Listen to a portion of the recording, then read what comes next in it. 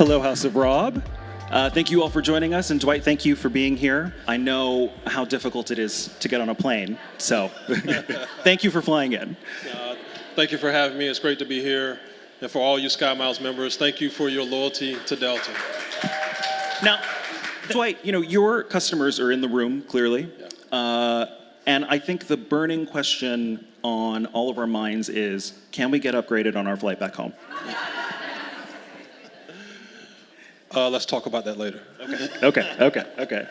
I know that, maybe the past several months in your role at Delta, guiding loyalty, lounges, customer engagement, maybe have been a little bit challenging. I don't want to put words in your mouth, but, you recently made some changes to the medallion program that got a lot of passionate feedback and inspired some changes. And so I want to hear from you, from the horse's mouth, so to speak. What was it like ingesting that feedback, engaging with, how many emails did you get about changes to the medallion program? Thousands. Thousands of emails, and I read every single email that I received. Every single one. That's the Delta difference. When you're on a plane and the person sitting next to you figures out who you are and what you do, what do people say to you about the brand, about what's the most common sort of feedback that you're getting from fellow passengers? The most common is that they love the brand, and they often want to know what's next. Are you all going to, because people read, whether it be the blogs or they'll read anything in the media, and they want to know, okay, I read this, is this true? When is it coming? And so it's really more about the anticipation, which is why for us, we have to constantly stay on this innovative path and understand what matters to customers. The one thing about our program is it's becoming younger. Our members are becoming more engaged. And part of that engagement is also giving them the opportunity to earn and redeem miles in more ways than they've ever had that opportunity before, to earn status in more ways than they've had to earn before. And so sometimes customers will say, hey, have you thought about allowing us to earn status this way? And so the conversation is often very constructive and very helpful. And for us, we document that, because I'll often share with the team, hey, I was on the plane, I talked to a platinum medallion, and she felt that this could be a good opportunity for us, which is very healthy, by the way. So the conversations are generally productive, and it's often what's next, whether it be in the form of constructs of the program, something innovative, or a Delta One lounge. You're sort of alluding to, I want to come back to the Delta One lounges, because I saw some ears perk up when you said that. But one thing that I think that's really fascinating about your approach is that the medallion program continues to show up for its members, even when they're not at the airport. Mm-hmm. I've taken a Lyft. I used to be a member of the SkyMiles dining program. What's the importance of being connected to an airline when you are at your house or just calling a car? Well, it's important because people more and more, and I think the pandemic really taught us a lot about both ourselves and each other, that people are valuing both being connected and people are valuing experiences. For us, we want to do things differently. We want to create a program that is aspirational, but we also want to create a program that allows customers to stay with Delta from a relationship perspective throughout the entire travel ribbon. Once upon a time, people would only associate an airline with I fly and earn miles and I redeem miles, and that's it. For us, we want to put the customer at the very center of our travel ribbon and also in all of our enterprise-wide decisions. When we do that, that relationship that we often talk about is more than just I'm flying. It's no, you're part of this entire journey.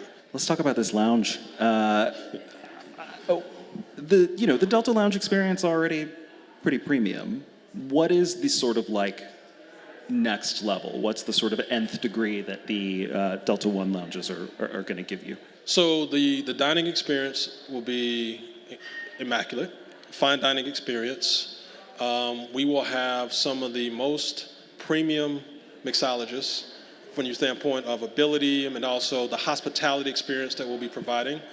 The space and the decor. I was there visiting a couple of weeks ago, and both the millwork and all the different designs and the accents are incredible. It is breathtaking. And it's not just the experience of the lounge itself, but it's also how, from the adjacencies, we're going to complement that as well.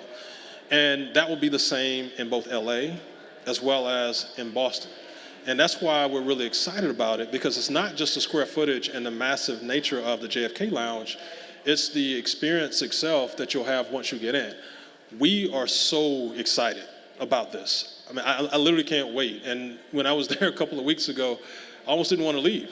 And we're not quite there yet as far as being complete, but you could just see the vision unfolding. I mean, I remember when we had the blueprint and we're looking at all the designs and everything, and I'm like, wow, if we pull this off, this is going to be incredible. And again, it goes back to, we want to deliver these types of experiences to our members. I mean, they've been with us for so many years. They are traveling with us. When people are traveling at any point on the other end of that journey, there's something emotional, something special that they want to get to.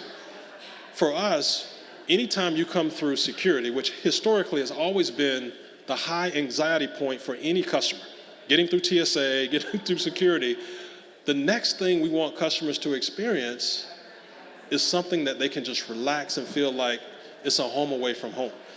We want to bring that to our customers, and it will be next level.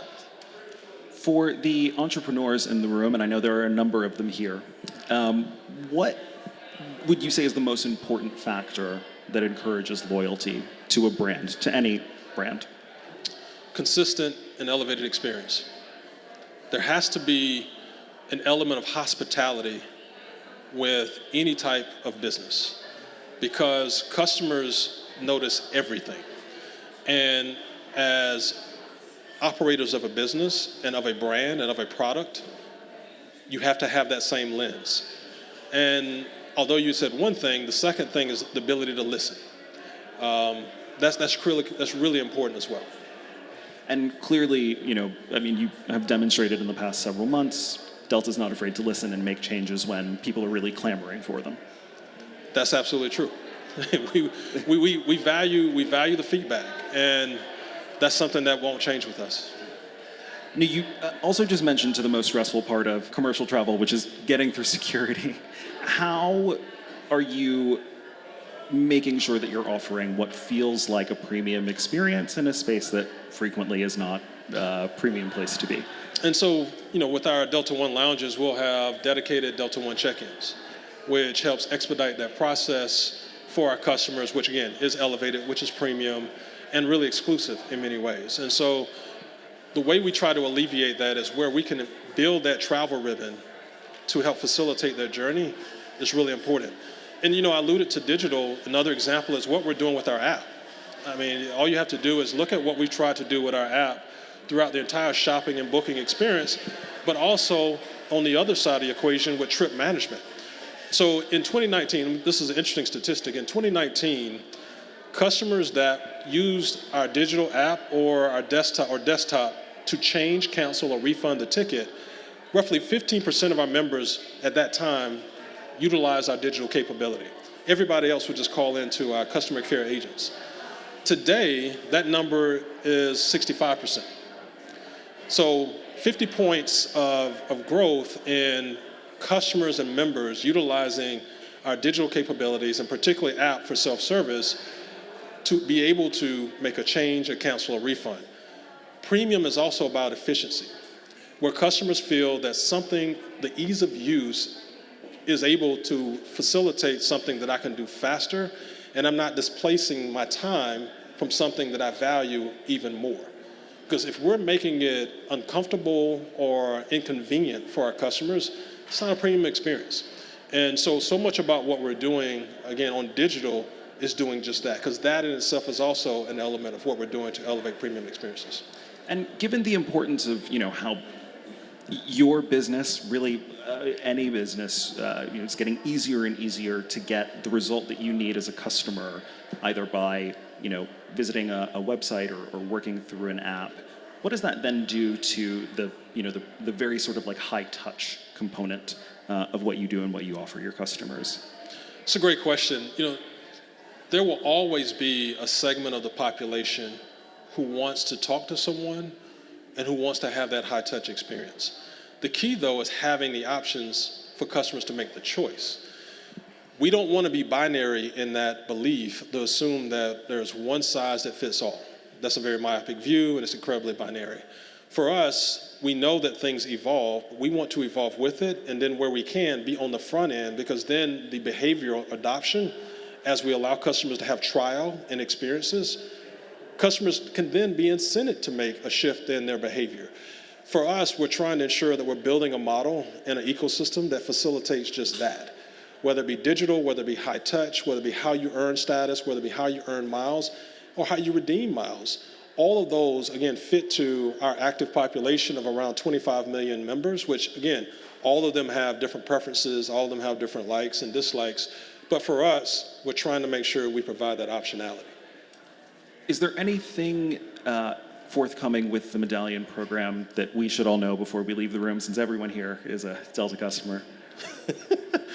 Well, I will say this. We have opportunities to continue to grow key partnerships. You know, I think did anyone try the Delta Lounge down the street? Has anyone been able to visit? All right. So for those of you who have not, one of the things that we're doing is a magic hour in partnership with Starbucks, where there are specialty Starbucks drinks that you can only get here for 1 hour at this particular time. And they may be offered in other parts of the world, but it's just 1 hour.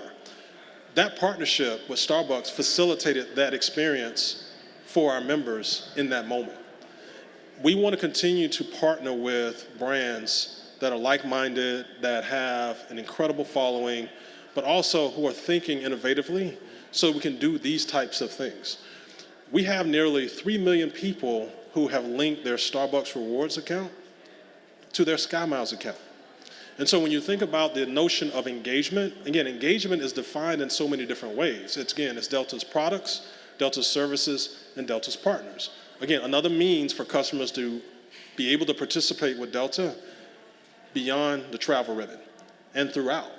And so the Starbucks partnership, we're looking for others that help facilitate that as well in the future. And there are some really exciting things that we're working on that we hopefully will be able to get across the announcement page in the near future. Ladies and gentlemen, Mr. Dwight James, thank you so much for spending time with us. Thank you.